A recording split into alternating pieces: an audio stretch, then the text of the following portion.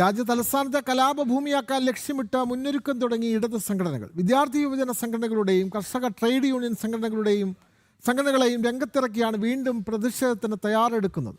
സംയുക്ത കിസാൻ മോർച്ച, തീവ്ര ഖാലിസ്ഥാൻ സംഘടനകൾ, ഇടത് വിദ്യാർത്ഥി യുവജന സംഘടനകൾ, പാറ്റാക്കൂട്ടം എന്നിവർ ഒന്നിച്ചു നിന്നാണ് പ്രതിഷേധത്തിന് ചുക്കാൻ പിടിക്കുക.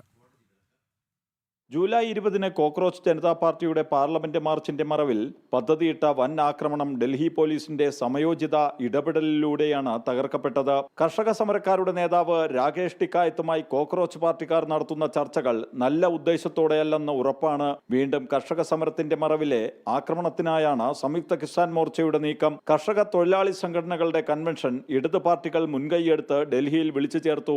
SFI, AISF, ഐസ, AIDSO തുടങ്ങിയ ഇടത് വിദ്യാർത്ഥി സംഘടനകളും ജന്തർ മന്ദറിൽ സമരം നടത്താൻ പദ്ധതിയിടുന്നുണ്ട്. CJPയുടെ അരാഷ്ട്രീയ അരാജകത്വവാദത്തിനൊപ്പം ഇടത് വിദ്യാർത്ഥി യുവജന സംഘടനകൾ നിലയുറപ്പിക്കുന്നതിന്റെ പിന്നിൽ വൻ ആസൂത്രണമാണുള്ളത്. വീണ്ടും അക്രമം അഴിച്ചുവിടുക എന്ന ലക്ഷ്യത്തോടെ നടക്കുന്ന ഈ ആസൂത്രിത നീക്കത്തെക്കുറിച്ചുള്ള വിവരങ്ങൾ ഇതിനോടകം ഡൽഹി പോലീസ് ശേഖരിച്ചിട്ടുണ്ട്. അക്രമത്തോട് സന്ധി വേണ്ട എന്ന നിലപാടാണ് പോലീസിന്റേത്. രാജ്യതലസ്ഥാനത്ത് അക്രമം അഴിച്ചുവിടുന്നതിനുള്ള ശ്രമങ്ങൾ സംബന്ധിച്ച വിവരങ്ങളുടെ അടിസ്ഥാനത്തിൽ ഡൽഹി പോലീസ് ജാഗ്രതയോടെ നീങ്ങുന്നത്. ജനം, ഡൽഹി.